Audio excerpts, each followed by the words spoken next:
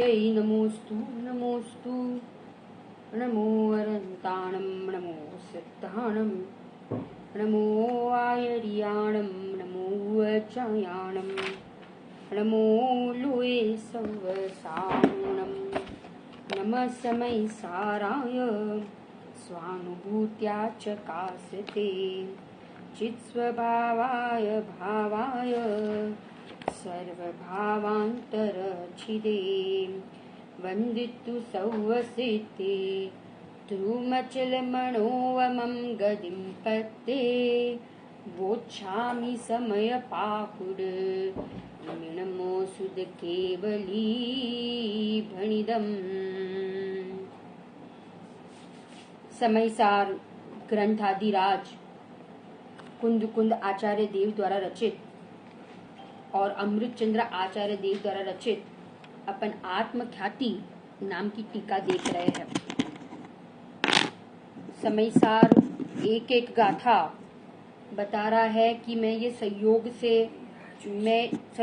से मैं परिणाम से मैं एक एक समय के पर्याय से मेरा शुद्धात्मा मेरा द्रव्य कैसा है, भिन्न है।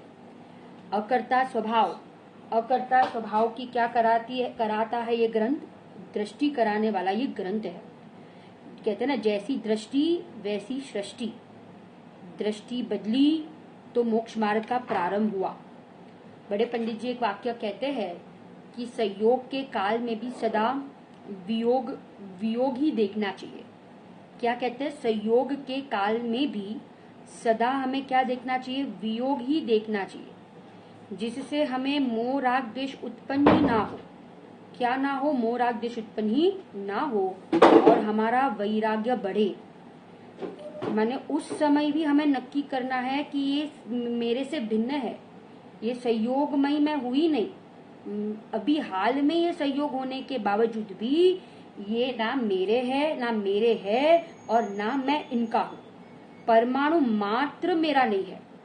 मैं लोक को जानने वाला तो हूँ, परंतु मेरा कोई है नहीं और मैं इनका नहीं। अपनत्वपना टूटना चाहिए। अभी संयोग नहीं छूटेंगे, अभी राग नहीं टूटेगा, परंतु उन संयोग में अपनत्वपना टूटना चाहिए। क्या टूटना चाहिए, अपनत्वपना।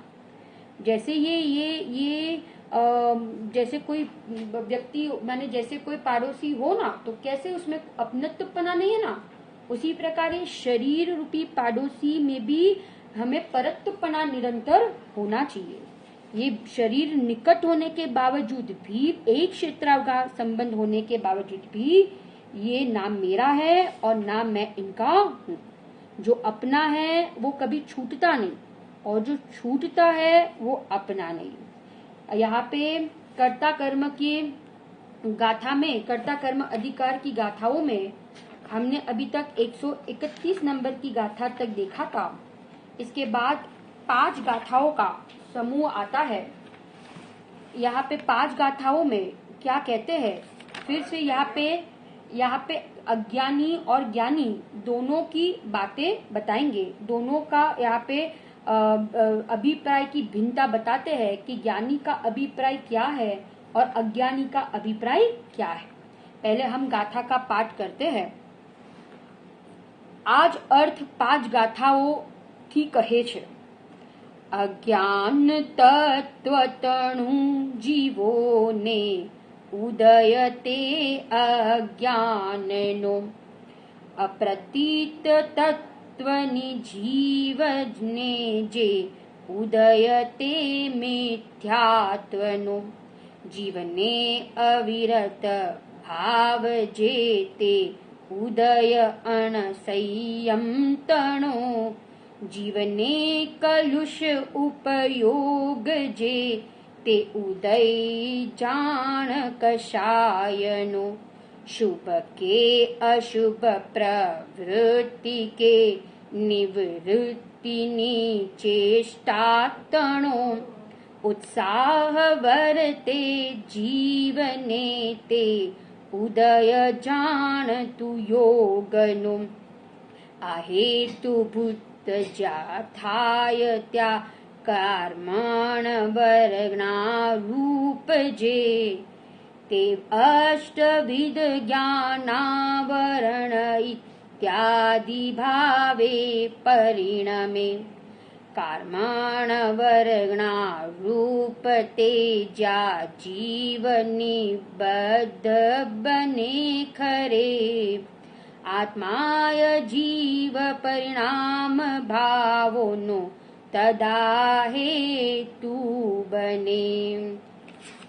सुकेशया, अब ये 5 गाथाओं के समूह में 5 प्रकार के, देखो गाथाओं में कहा ना, अज्ञान, मिथ्यात्व, अविरति, असंयम, कषाय અને योग, કેટલી વસ્તુ ગણાઈ રહી આમ? 6 વસ્તુ। अज्ञान, फिर से अज्ञान, अज्ञान से पहलू बराबर, फिर मिथ्यात्व, फिर अविरमण, अविरमण, फिर कौन सा? असंयम, कषाय, कषाय और लास्ट में योग, है ना। ये 6 प्रकार के परिणाम ये अनादिकाल से जीव की पर्याय में हो रहे हैं ना, इसी का नाम संसार है। इसका नाम क्या है? संसार है। फिर से मैं 5 चीज वापस रिपीट करती हूँ ना, देखो, अज्ञान, मिथ्यात्व, अविरमण, असंयम, है ना। अविरमण वही असंयम है, अविरमण वो ही असंयम है, बराबर ना। 3 अविरमण, बराबर, माने अविरमण कहो के असंयम।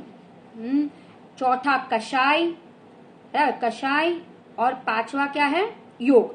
5 बताया, कितनी चीजें बताई? 5।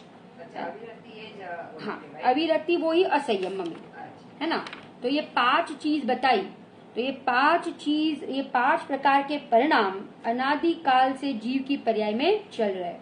क्यों चल रहे हैं? क्योंकि अपने आत्मा को भूल गया है। इसमें भी सबसे बड़े में बड़ी कषाय कौन सी बताई? मिथ्यात्व, अज्ञान, है ना। ये परिणाम क्यों होते हैं?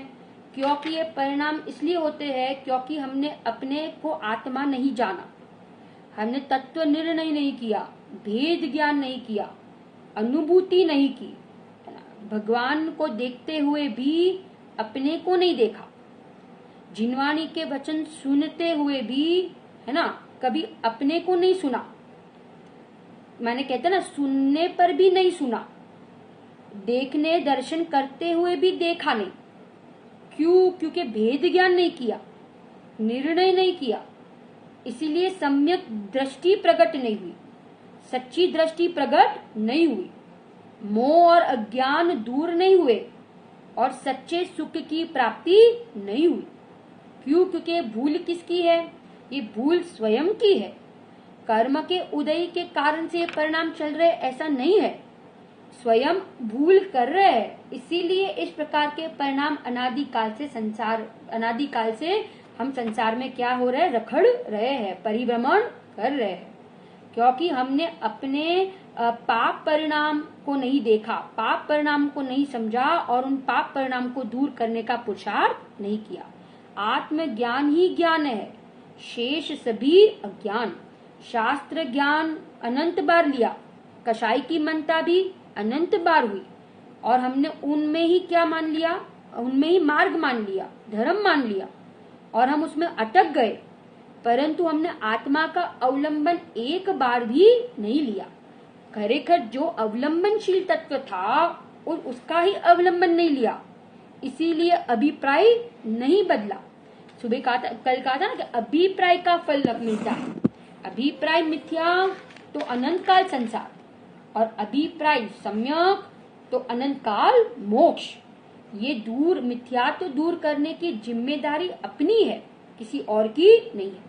राजेंद्र पंडित जी ने आज इतनी एक अच्छी बात बताई कि सीता जी जो थे ना, सीता जी, तो सीता जी इतने सुंदर थे, माने रावण की 18,000 रानियां थी, उन सब में भी सीता जी सबसे सुंदर थे। सीता जी उनकी रानी नहीं थी, परंतु वे सीता जी पे मोहित हुए थे ना, तो वो 18,000 रानियों से भी अधिक सुंदर, इतनी सीता जी इतने सुंदर थे, परंतु सीता जी कभी अपने चेहरे पर रिझती नहीं थी। क्योंकि सीता जी को अपना ज्ञायक रीझ गया था। कौन रीझ गया था? अपना ज्ञायक रीझ गया था, अपना शुद्धात्मा अच्छा लग रहा था, इसलिए वो शरीर की सुंदरता पे कभी रीझते नहीं थे। और रावण अपने ज्ञायक पर नहीं रीझता था, और किस पे रीझता था? सीता जी पे रीझता था। जब रावण को उस प्रकार के परिणाम होते थे तो सीता जी को वैराग्य आता था और रावण को राग आता था, ख्याल आ रहा है? इसलिए तो रावण उन राग के परिणाम में कहा गए, नरक में गए, और सीता जी को तो ये परिणामों को देखकर, ऐसी दशा को देखकर क्या होता था? वैराग्य उत्पन्न होता था। इसलिए कहते हैं ना कि ज्ञानी को किसी का मद नहीं आता है, ना रूप का, ना क्षयोपशम का, ना बल का, ना मद का, ना तप का, ना ऐश्वर्य का, ना जाति, ना कुल, किसी का 8 प्रकार के मद से ज्ञानी कैसे होते? रहित होते। इसलिए कहते हैं ना, इसलिए हर समय परिणामों को संभालना चाहिए। ये सब जो जीव है, ज्ञानी धर्मात्मा पुरुष है, वे हमारे लिए आदर्श है। आप विचार करो, देशभूषण कुलभूषण के परिणाम कैसे पलट गए। जब वे विद्यालय में से पढ़ के आए, है ना, राजा ने उनको भेजा था ना विद्यापीठ में पढ़ने के लिए, कहीं दूर भेजा था, तो जब वे पढ़ के आए तब जब उन्होंने भेजा ना पढ़ने के लिए, उसके बाद उनको एक बहन हुई।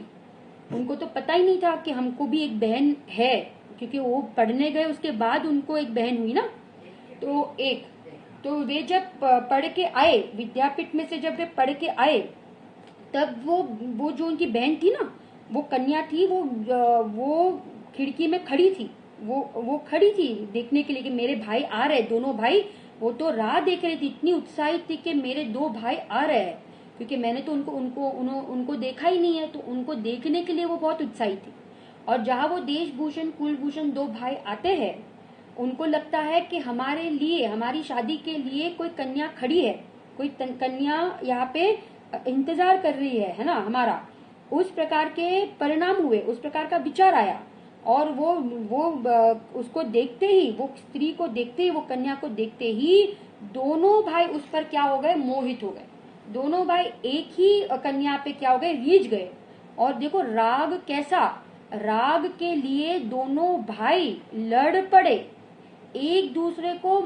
जब दोनों को पता चला ना कि दोनों को एक के प्रति राग हो गया है, तो दोनों भाई एक दूसरे के साथ लड़ने तैयार हो गए, मारने तैयार हो गए। जब वो बाजू में वो जो सिपाही था ना, मंत्री था, और उसको पता चला कि दोनों जन ये एक ही कन्या पे मोहित हुए हैं, तो ये उन्होंने तब बताया कि अरे आप क्या विचार करते हो, आप दोनों किस लिए लड़ रहे हो? ये जो कन्या के ऊपर आप लोग मोहित हुए हो, वो तो आपकी बहन है। ऐसा सुनते ही उन दोनों का राग टूट गया और वैराग्य में बदल गया। क्या हो गया? दोनों का राग टूट गया। देखो तो विचार करो, हाँ, जहाँ ख्याल आया तो विरक्तता के परिणाम आ गए, और इतनी शर्म आई कि माँ बाप को मुंह दिखाने के लिए भी वहां तक घर पे नहीं गए, और सीधा उनको मुनि दीक्षा धारण करने के परिणाम आ गए कि हम क्या दिखाएंगे अपना मुंह। इसलिए तुरंत ही क्या कर लिया उन्होंने? मुनि दीक्षा धारण कर ली, यानी घर बार छोड़कर मुनि दीक्षा धारण कर ली ना। कुंडलपुर से गए ना, कौन गए? देशभूषण कुलभूषण कुंतलगिरी से देशभूषण कुलभूषण कहा गए? मोक्ष गए। तो इस प्रकार के परिणाम पलटते देर लगती नहीं है। कहा परिणाम पलट जाए और कहा वैराग्य में बदल जाए, पता नहीं चलता है। इसीलिए हम किसी को परिणाम से मापदंड ना करें, क्योंकि परिणाम एक समय के है, बदलते समय नहीं लगता है ना। और वैराग्य उत्पन्न होता है तो फिर उनको कोई रोक नहीं सकता है। वन जंगल में चले गए, मुनि दीक्षा धारण कर ली और कुंतलगिरी से निर्वाण को प्राप्त कर चुके। ऐसे कुलभूषण देशभूषण मुनिराज, है ना, ऐसे महान मुनिराज हो गए। हमारे लिए एक एक ऐसे मुनिराज ज्ञानी धर्मात्मा हमारे लिए कौन है? आदर्श है। देखो ये गाथा में सबसे पहले अपन गाथार्थ पढ़ते हैं। जीवों ने जे तत्वनु अज्ञान એટલે કે આત્માનું અજ્ઞાન, है ना, आत्मा संबंधी का ज्ञान नहीं। तत्वनु अज्ञान में सब ले लो, क्षय द्रव्य सात तत्व, क्योंकि एक आत्मा को नहीं जाना तो सारे तत्वों की भूल है ना। सारे तत्व को नहीं जाना। तो तत्वનું અજ્ઞાન અર્થાત વસ્તુ સ્વરૂપનું અયથાર્થ વિપરીત જ્ઞાન, આત્માનું સાચું જ્ઞાન નહીં, આત્મા કા વિપરીત જ્ઞાન, તે અજ્ઞાનનો ઉદય છે. તે કોનો ઉદય છે? અજ્ઞાનનો ઉદય છે. અહીંયા અજ્ઞાનનો ઉદય છે એટલે કર્મનો ઉદય તો છે જ, પરંતુ અહીંયા અજ્ઞાનનો ઉદય એટલે અહીંયા जीव के परिणाम लेना. किसके परिणाम लेना? जीव ना परिणाम लेवाना है. ये यहाँ पे हमें अपने परिणाम को दिखा रहे हैं, कर्म की बात नहीं है. इधर तो ये कर्म तो सामने निमित्त है, परंतु इधर अज्ञान रूप कौन परिणमा? अज्ञान रूप कौन परिणमा? तो कहते स्वयं परिणमा. क्यों परिणमा? क्योंकि तत्व का अज्ञान होने से अज्ञान नो उदय छे. અને પહેલું થયું અજ્ઞાન, અને જીવને જે તત્વનું અશ્રદ્ધાન છે, જીવને શું છે? તત્વનું અશ્રદ્ધાન છે, તે મિથ્યાત્વનો ઉદય છે. अब जो विपरीत मान्यता है ना, पहला कीधु विपरीत ज्ञान, दूसरे में कहा विपरीत मान्यता, उल्टी मान्यता, एनु नाम छे मिथ्यात्वनो उदय. उसका नाम क्या है? मिथ्यात्व, है ना. मिथ्यात्वनो उदय એટલે यहाँ पे जीव के परिणाम लेना है. वड़ी जीवोने जे अविरमण अर्थात अत्याग भाव छे, ते असंयमनो उदय छे. अविरमण माने क्या? अविरमण माने आत्मा में रमने के भाव नहीं आना. माने राग है ना, जब तक अस्थिरता जन्य राग है, कषाय है, शुभ शुभ परिणाम है, तब तक आत्मा में रमने के क्या नहीं आएंगे? आत्मा में रमने के परिणाम नहीं आएंगे. ख्याल आ रहा है ना. उसका नाम है असंयम. અને જીવોને જે મલિન અર્થાત જાણપણાની સ્વચ્છતા રહિત ઉપયોગ છે, તે કશાયનો ઉદય છે. શું કીધું અહીંયા? જે મલિન परिणाम होते हैं ना, शुभ अशुभ परिणाम होते हैं, वो क्या है? तो कहते हैं कि वो किसका उदय है? कषाय का उदय है. किसका? कषाय का उदय है. फिर आगे कहा कि वड़ी जीवों ने जे शुभ અને अशुभ प्रवृत्ति के निवृत्ति रूप चेष्टाओनो उत्साह छे, ते योगनो उदय छे. कोनो उदय छे? ते योगनो. कई प्रवृत्ति रूप शुभ અને अशुभ. देखो इधर जीव के परिणाम लेना है ना, तो यहाँ पे मन वचन काय की क्रिया नहीं लेनी है, परंतु शुभ अशुभ परिणाम होते हैं ना, तब जब जो आत्मा का प्रदेशों का जो कंपन होता है, आत्म प्रदेशों का जो कंपन होता है ना, वो लेने का. उस शुभ अशुभ रूप प्रवृत्ति की निवृत्ति. प्रवृत्ति माने शुभ भाव हुए, अशुभ भाव हुए, तो उस समय जो आत्मा प्रदेशों का कंपन हुआ, और जब वो शुभ अशुभ भाव नहीं होते हैं, उससे निवृत्त हो गए, तो आत्मा निष्कंप अवस्था हुई ना, वो निवृत्ति रूप. प्रवृत्ति रूप और निवृत्ति रूप. कंपन अवस्था वो प्रवृत्ति रूप, और निवृत्ति रूप माने अकंप अवस्था. जब भी शुभ भाव माने मुझे देवशास्त्र गुरु के प्रति भक्ति का भाव, स्वाध्याय पूजन का भाव, है ना, ये सब जो भाव आते हैं ना, तो ये सब भाव क्या है? ये सब प्रवृत्ति रूप है, योग की प्रवृत्ति रूप है. और ये सब भाव मिटकर जब यहाँ पे कौन सा गुणस्थान? 14वां गुणस्थान सिद्ध दशा, है ना, वो कौन सा भाव है? निवृत्ति रूप. माने अपन ऐसा भी कह सकते हैं कि चौथे गुणस्थान में भी मिथ्यात्व संबंधी योग नहीं है, माने उतनी निवृत्ति है. मिथ्यात्व संबंधी आत्म प्रदेशों का कंपन नहीं है ना, वो निवृत्ति है. मिथ्यात्व, देखो गुरुदेव ने यहाँ कहा है कि चौथा ज गुणस्थान में मिथ्यात्व नहीं, अविरति नहीं, है ना. मिथ्यात्व नहीं, बराबर. मिथ्यात्व नहीं, अविरति नहीं, એટલે કે મિથ્યાત્વ સંબંધી અવિરતિ નથી. પછી મિથ્યાત્વ સંબંધી કશાય નથી. मिथ्यात्व संबंधी जो कषाय એટલે अनंतानुबंधी है ना, वो नहीं है. मिथ्यात्व संबंधी योग नहीं. मिथ्यात्व संबंधी શું નથી? योग नहीं. मिथ्यात्व संबंधी જે બધું હતું ને, બધું ટળી ગયું. બાકી હજી બધું છે, परंतु मिथ्यात्व संबंधी जो भी था, कषाय थी, योग था, अविरमण थी, अविरति थी, वो सब क्या हो गया? चौथा गुणस्थान आते ही टल गया. क्योंकि दृष्टि प्रकट हो गई ना, द्रव्य दृष्टि प्रकट थे, सम्यक दृष्टि हो गए. इसीलिए चौथे गुणस्थान में ही मिथ्यात्व संबंधी ये सब कुछ क्या हो जाएगा? टल जाएगा. मिथ्यात्व संबंधी सब कुछ टल जाएगा. कि नहीं यार। आज भाई साहब ने भी एक बहुत अच्छा, सुमन जी भाई साहब है ना, उन्होंने बहुत अच्छा एक पॉइंट कहा कि हम पूजन करते हैं, हम स्वाध्याय करते हैं, तो उसमें हम पूजन करते हैं ना, तो हमारी श्रद्धा यह होनी चाहिए कि हमें आत्मा को समझने के लिए, माने आत्मा की मुख्यता से, आत्मा के लक्ष्य से हम पूजन करें, आत्मा के लक्ष्य से हम स्वाध्याय करें, है ना। आत्मा के लक्ष्य से हम चर्चा, चिंतन, मनन, सब कुछ किसके लक्ष्य से? आत्मा की प्राप्ति के लक्ष्य से।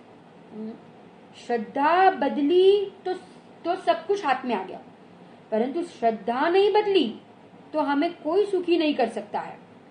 इसलिए श्रद्धा पर गुरुदेव ने 45 साल श्रद्धा परिवर्तन के ऊपर वचन दिया। 3 चीज सुमत जी ने बहुत अच्छी बताई, 4 चीज बताई, 4 के सम्यक दर्शन, शील, समाधि और स्वास्थ्य, ये 4 अपने जीवन में प्रकट हो। कौन सी 4 चीज? सम्यक दर्शन, शील, समाधि और स्वास्थ्य। स्वास्थ्य हेल्थ है ना। तो ये 4 चीज अपनी बराबर होनी चाहिए जीवन में, सम्यक दर्शन, शील, समाधि और स्वास्थ्य। जब तक श्रद्धा नहीं सुधरेगी तब तक परिणाम नहीं सुधरेंगे, और परिणाम नहीं सुधरेंगे तब तक क्रिया नहीं सुधरेगी। ख्याल आ रहा ना। इसलिए ये 4 चीज के ऊपर वजन दिया। कौन सी 4? सम्यक दर्शन, शील, समाधि और स्वास्थ्य। एक और पॉइंट अच्छा कहा उन्होंने कि कोरोना वायरस के कारण से हम दुखी नहीं है। किसके कारण से हम दुखी नहीं? कोरोना वायरस से दुखी नहीं है, परंतु अभी जो यहाँ पे हम पढ़ रहे हैं ना, अज्ञान, किसके कारण से दुखी है? अज्ञान के कारण से दुखी है, मिथ्यात्व के कारण से दुखी है, यहाँ पे कषाय से दुखी है।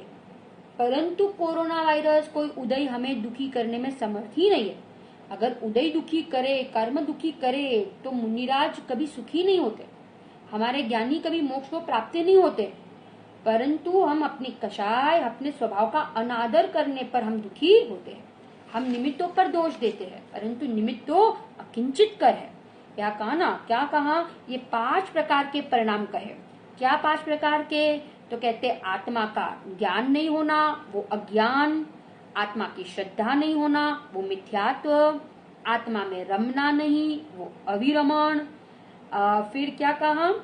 आत्मा में मलिन परिणाम होना, वो कषाय, और शुभ अशुभ परिणाम रूप प्रवृत्ति और निवृत्ति रूप जो परिणाम होते हैं, है ना, वो क्या है? योग है, वो योग है। ऐसे 5 प्रकार के परिणाम अनादि काल से क्या हो रहे हैं?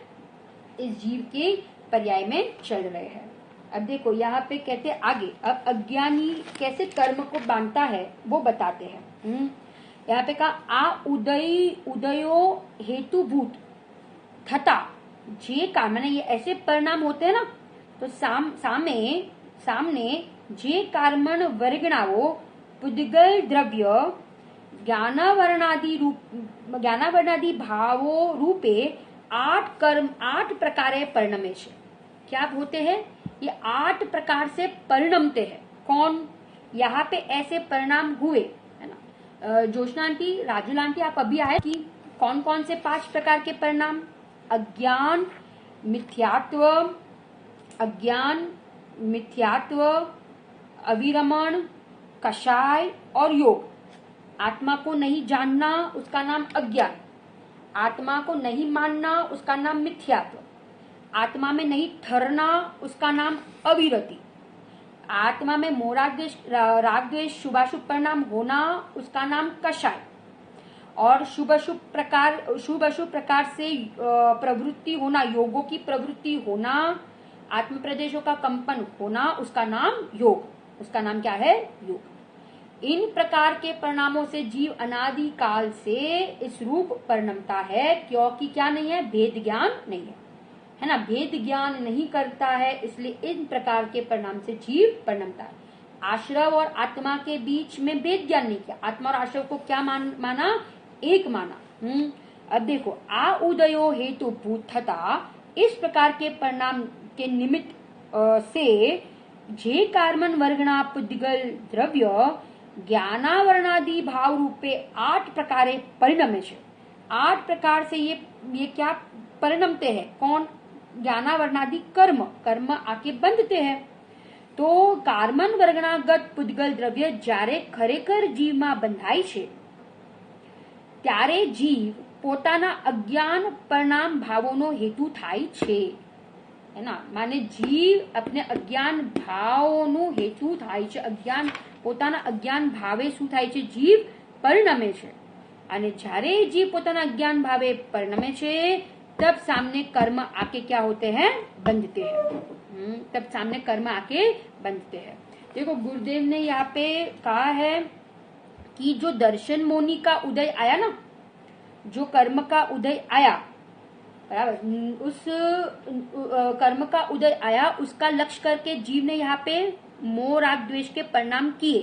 दर्शन मोह का उदय आया माने मिथ्यात्व के परिणाम किए, है ना? और सामने नवीन कर्म बंधाया। 3 बात हुई। कौन सा? दर्शन मोनी कर्म का उदय, मिथ्यात्व के परिणाम और सामने नवीन कर्म का बंध। तो 3 बात हुई ना, 3। अब यहाँ कहते हैं, यहाँ पे गुरुदेव ने कहा कि तीनों स्वतंत्र है। कौन 3 स्वतंत्र है? कर्म नो उदय पण स्वतंत्र। देखो एक बात तो ये कही कि तीनों एक ही समय में होते हैं। तीनों का समय एक, तीनों का समय एक। पूर्व कर्म का उदय, उसी समय जीव के परिणाम, मिथ्यात्व रूप परिणाम, और सामने नवीन कर्म का बंध। ये तीनों एक समय में थाय। आ त्रणों एक ज समय में थाय, बराबर। परंतु अब ये जो तीनों हुआ ना, ये तीनों चीज जो हुई वो तीनों 3 स्वतंत्र है। पूर्व कर्म का उदय भी स्वतंत्र, जो परिणाम हुए वो भी स्वतंत्र, और जो नवीन कर्म का बंध हुआ वो भी क्या है? तो कहते वो भी स्वतंत्र। कोई किसी के अधीन नहीं, कोई किसी के अधीन नहीं। ऐसा नहीं कि कर्म का उदय आया तो जीव को इधर मोह राग द्वेष के परिणाम करने पड़े, और मोह राग द्वेष के परिणाम हुए इसलिए सामने नवीन कर्म का बंध हुआ। तो कहते ऐसा नहीं है। तीनों 3 स्वतंत्र છે, ત્રણો ત્રણ કેવા છે? સ્વતંત્ર છે। કોઈ કોઈના અધીન નથી। એટલે પૂર્વ કર્મનો ઉદય આવ્યો એ પણ સ્વતંત્ર, જીવના અહીંયા પરિણામ થયા એ પણ સ્વતંત્ર, અને નવીન કર્મનો જે બંધ થયો ને એ પણ સ્વતંત્ર। 3 વસ્તુ છે, પણ ત્રણેય વસ્તુ એક સમયમાં હોવા છતાં પણ ત્રણેય ત્રણ કેવા છે? स्वतंत्र। कितनी स्वतंत्रता का यहाँ पे ढिंडोरा पीटा है गुरुदेव श्री ने। मैंने कण कण की, परिणाम परिणाम की, कर्म कर्म की, सबकी स्वतंत्रता बताई। कोई किसी के अधीन नहीं है। जहाँ हमारे परिणाम हमारे अधीन नहीं है वो स्वतंत्र है ना, अहेतुक है, किसी के अधीन नहीं है, अपने योग्यता से होते हैं। तो फिर परद्रव्य मेरे अधीन हो, मेरे विकल्प अनुसार चले, तो कहते हैं कि वो तो दूर की बात है। ये कर्ता बुद्धि में ही तो ये अनंत संसार खड़ा है। अनंत संसार किसका नाम? ये संसार क्यों खड़ा है? कभी हमने विचार ही नहीं किया, क्योंकि संसार किसका नाम है? संसार इसी का नाम है कि आत्मा की अरुचि। आत्मा की अरुचि एनु नाम संसार। ज्ञान में ज्ञान को नहीं देखना और ज्ञान में ज्ञेयों को देखना, ज्ञान में पर को मुख्य करना, ज्ञान में विषयों को मुख्य करना, विषयों से सुबुद्धि मानना, है ना, पर का कर्ता बनना, ये ही क्या है? तो कहते ये ही सब, इसका नाम ही संसार है। इसका नाम क्या है? इसका नाम संसार है ना। तो यहाँ कहते हैं कि ख्याल आया। अब देखो यहाँ, अब टीका में देखो, टीका में अमृतचंद्र आचार्य देव का क्या चिंतन है। तत्वना अज्ञान रूपे अर्थात वस्तु स्वरूपनी अन्यथा उपलब्धि रूपे ज्ञाનમાં स्वाद रूप थतो, स्वाद में आवतो अज्ञान नो उदय। देखो ज्ञान में किसका स्वाद आया? ज्ञान में अज्ञान नो स्वाद आव्यो। केम? ज्ञान में जे अज्ञान रूप विपरीत ज्ञान नो स्वाद आवे ने, ए आवे छे ने। हाँ, तो ए स्वाद आव्यो तो कहते क्यों आया? क्योंकि अपने को ज्ञान में ही नहीं जाना, अपने को ज्ञान में ही नहीं जाना, इसके लिए ज्ञान में अज्ञान का स्वाद आया। मिथ्यात्व, असंयम, कषाय अने योग, मिथ्यात्व, असंयम, कषाय अने योग ना उदयो के जेवो कर्मना हेतुओ, कर्मना हेतुओ એટલે કર્મ બાંધને में નવા કર્મ બાંધવામાં જે આ બધા પરિણામ હેતુ એટલે નિમિત્ત છે તેઓ તેમય અર્થાત અજ્ઞાનમય 4 ભાવ છે। है ना। वो ये सारे कौन से भाव है? ये 4 अज्ञानमय भाव है, मिथ्યાત્વ, અસંયમ, કષાય અને યોગ. અને આ નવીન કર્મના બંધમાં હેતુઓ છે. હેતુઓ માને નિમિત્ત છે. તત્વના અશ્રદ્ધાન રૂપે જ્ઞાનમાં સ્વાદરૂપ થતો મિથ્યાત્વનો ઉદય છે. અવિરમણ રૂપે એટલે કે અત્યાગ ભાવ રૂપે જ્ઞાનમાં સ્વાદરૂપ થતો અસંયમનો ઉદય છે. કલુષ મલિન ઉપયોગરૂપ જ્ઞાનમાં સ્વાદરૂપ થતો કષાયનો ઉદય છે. અને શુભ અશુભ પ્રવૃત્તિ કે નિવૃત્તિના વ્યાપાર રૂપે જ્ઞાનમાં સ્વાદરૂપ થતો યોગનો ઉદય છે. જ્યારે આ 4 પ્રકારના પરિણામ જ્ઞાનમાં આવા ચાલે છે ને, એટલે અહીંયા પોતાની પ્રતીતિ ન કહી એટલે એને કોનો સ્વાદ આવે છે? તો કે છે કે એને મિથ્યાત્વનો સ્વાદ આવે છે, અતત્વ શ્રદ્ધાનનો સ્વાદ આવે છે. પછી અહીંયા કીધું કે વિષયોમાં આસક્ત છે ને એટલે એને અસંયમનો સ્વાદ આવે છે. અહીંયા મલિન ઉપયોગ છે ને એટલે કષાયનો સ્વાદ આવે છે. અને શુભ અશુભ પ્રવૃત્તિ કે નિવૃત્તિના વ્યાપાર રૂપ યોગનો જે જ્ઞાનમાં સ્વાદ આવે છે તે પણ કલુષિત છે, आकुलता वालों ने दुखरूप છે. ये सारे स्वाद ज्ञान में आते हैं क्योंकि वे अपने आप को ज्ञान रूप नहीं मानता है और अपने आप को किस रूप मानता है? परद्रव्य रूप मानता है, विषयों में ही रमणता करता है ना. शुभ शुभ भाव रूप प्रवृत्ति करता है, કષાયોમાં ઉપયોગનું જોડાણ થાય છે. એટલે એને કોનો કોનો સ્વાદ આવે છે? તો કે છે જ્ઞાનમાં એને મિથ્યાત્વનો, અવિરમણનો, અસંયમનો, બરાબર, યોગનો, આ બધાનો કેવો સ્વાદ આવે છે? તો કે છે કે दुखरूप, आकुलतामय, कलुषित स्वाद आता है. उसको ज्ञानमय स्वाद न आकर दुखरूप कलुषित स्वाद આવી રહ્યો છે. હવે यहाँ ये सिद्ध करना है, क्या सिद्ध करना है? કે પૂર્વ કર્મ નિવૃત્તિનો કેવી રીતે શું લખ્યું છે?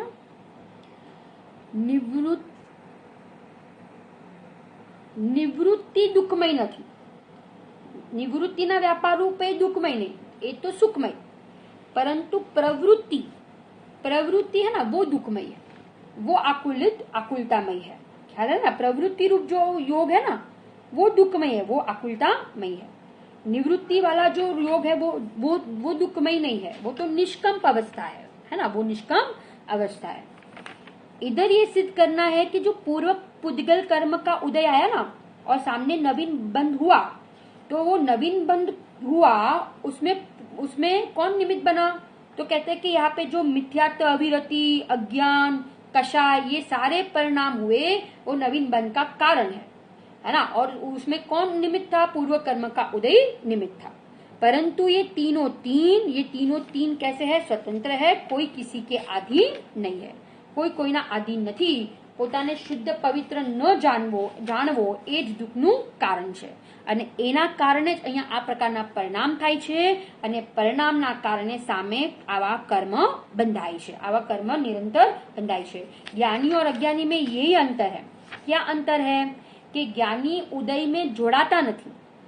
उदय आवे छे परंतु उदय में जुड़ते नहीं, इसलिए नवीन कर्म बंधते नहीं. देखो उदय में आते हैं और जुड़ते हैं तो फिर मिथ्यात्व, राग, द्वेष भाव होते हैं और नवीन कर्म का बंध होता है. परंतु जीव जुड़े ही नहीं तो फिर मोह राग द्वेष के परिणाम भी नहीं होंगे, और नवीन कर्म का बंध भी नहीं होगा. ख्याल आ रहा है? नवीन कर्म का बंध भी नहीं होता है. माने जुड़ना वो किसके हाथ में है? जुड़ना नहीं जुड़ना तो कहते हैं कि वो अपने हाथ में है. अपन उदय में जुड़े तो अपन दुखी हो जाएंगे और अपन उदय में नहीं जुड़ते हैं तो हमें दुखी करने में कोई समर्थ नहीं है ना.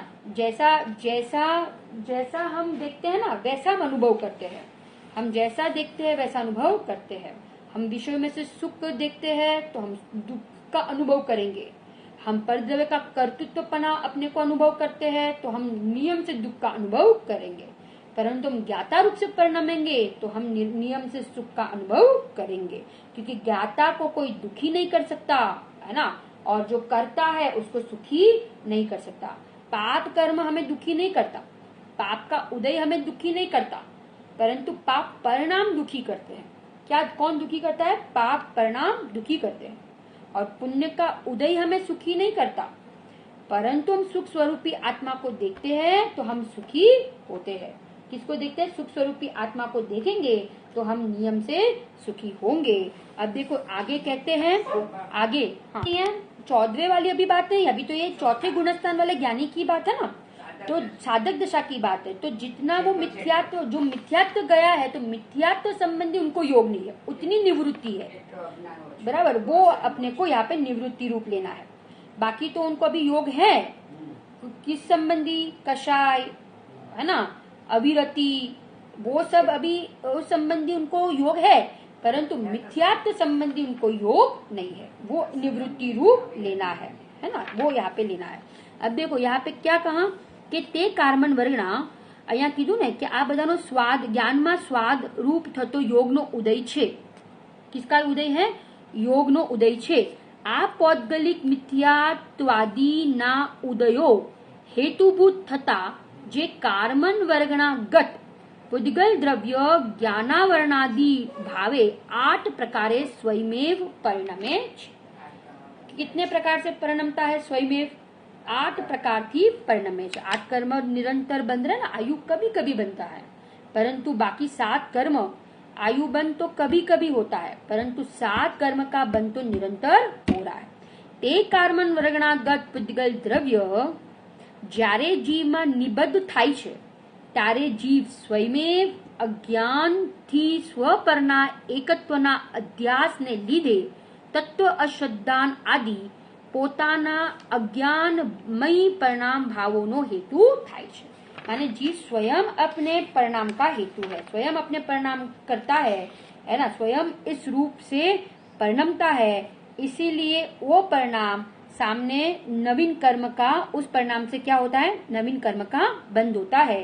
देखो गुरुदेव ने यहाँ पे क्या कहा है, अपन उसका उनका पढ़ते हैं। गुरुदेव श्री का यहाँ कहा ना, एक मिनट, पौद्गलिक मिथ्यात्वादी कर्मनो उदय निमित्तभूत थता कार्मन वर्गना ઉદય નિમિત્તભૂત થતા કાર્મન વર્ગનાગત પુદ્ગલ દ્રવ્ય કર્મ ભાવે સ્વયમેવ પરિણમે છે અને જીવ નિબદ્ધ થાય છે, ત્યારે જીવ સ્વયમેવ પોતાના અજ્ઞાન પરિણામ ભાવોનો હેતુ થાય છે। કર્મનો ઉદય લઈને જીવ વિકારી ભાવ થાય છે એમ નથી। જીવ સ્વયમેવ અજ્ઞાનથી સ્વપરના એકત્વના અધ્યાસને લીધે મિથ્યાત્વાદી ભાવોનો હેતુ થાય છે। માને આત્મા શુદ્ધ જ્ઞાયક તે સ્વ ઓર રાગ પર એમ બંનેના એકપણાનો અજ્ઞાનીને ચિરકાળ એટલે લાંબા કાળથી, બહુ લાંબા સમયથી અધ્યાસ છે।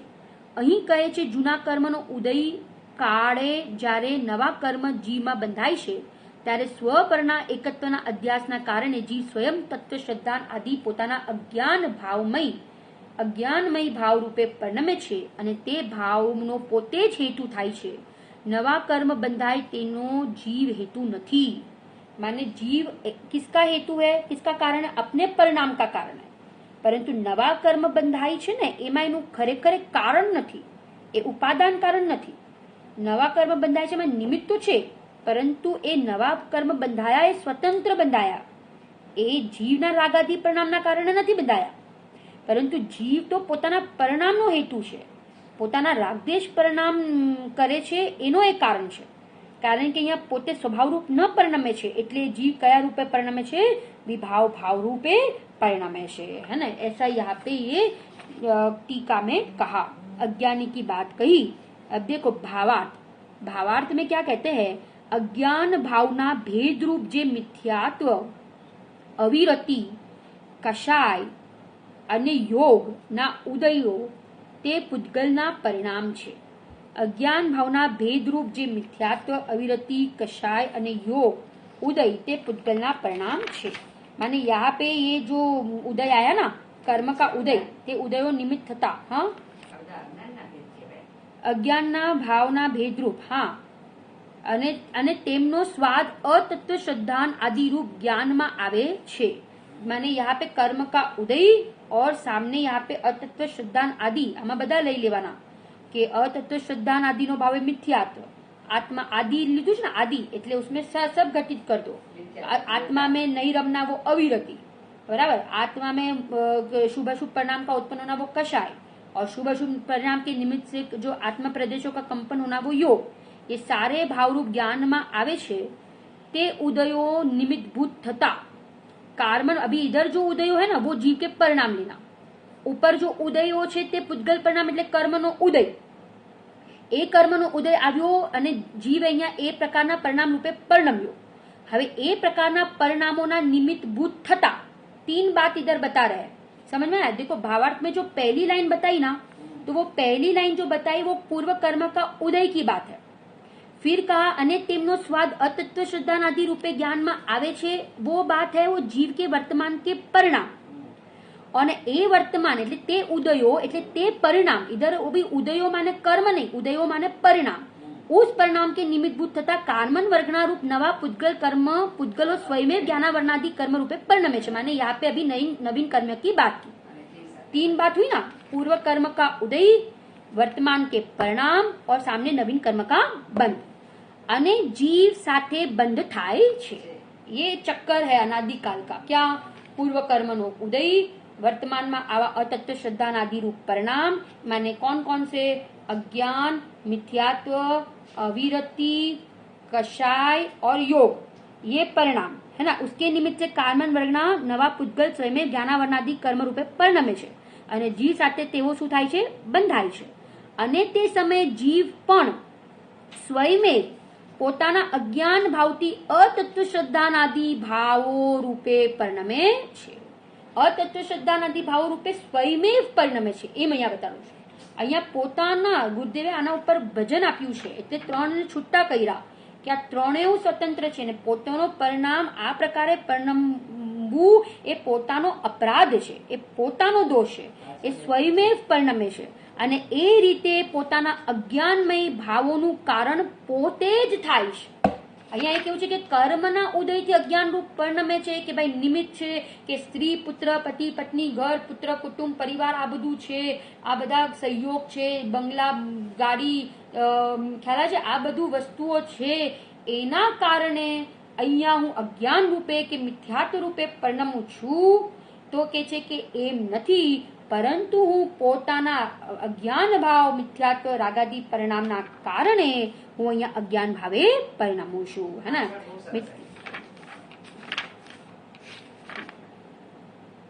કર્મના કારણે પણ મિથ્યાત્વાદીનો ઉદય થયો, નવા કર્મ પુદ્ગલ કર્મ રૂપે પરિણમવું તથા બંધાવવું અને જીવનું પોતાના અતત્વ શ્રદ્ધાનાદિ ભાવો રૂપ પરિણમવું, એ ત્રણે એક સમય જ થાય છે।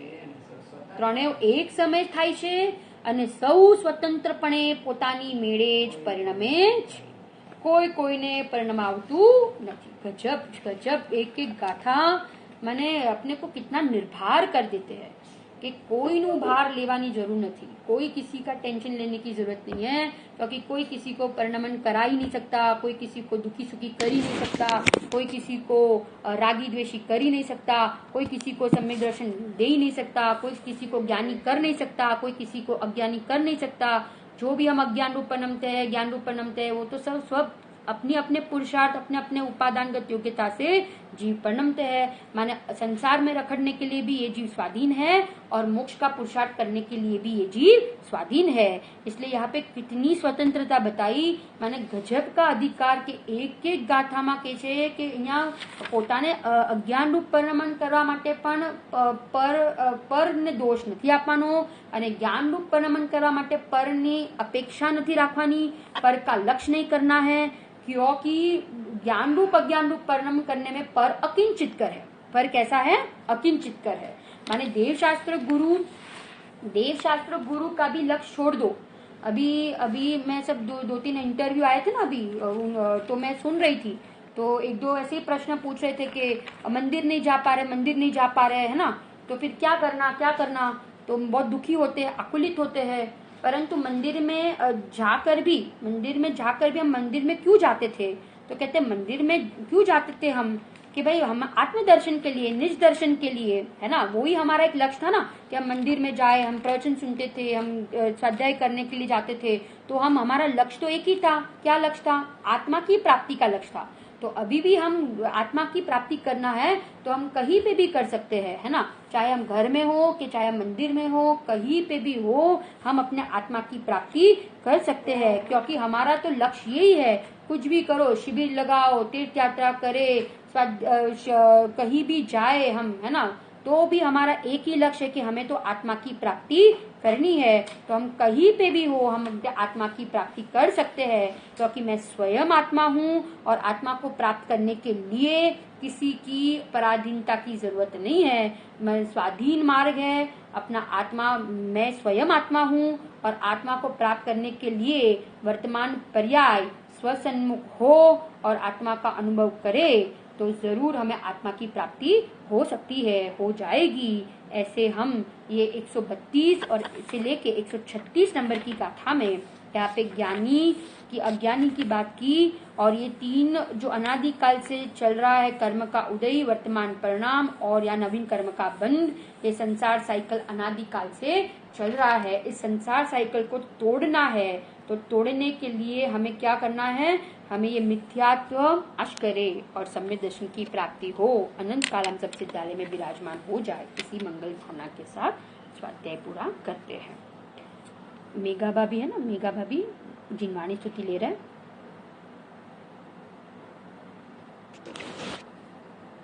हाँ संभळाय છે अभी हाँ સંભળાય છે જીગલ? હા સંભળાય છે, બધાને સંભળાય છે, અવાજ આવે છે।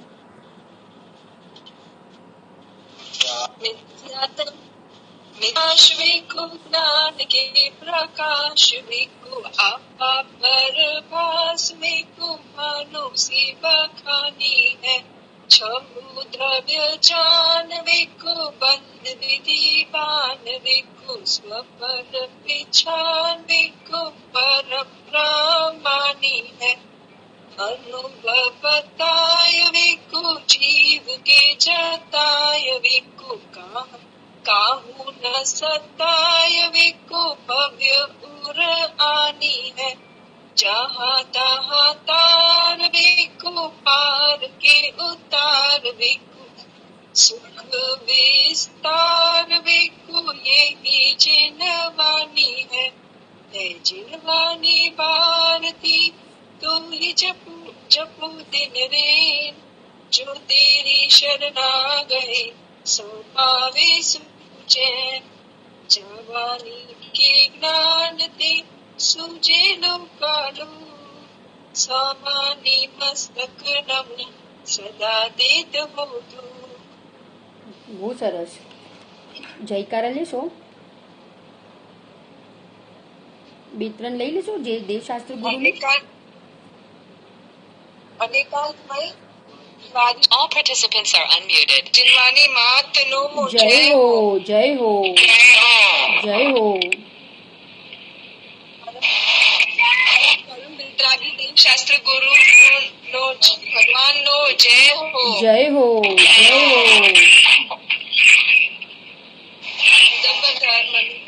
जय हो।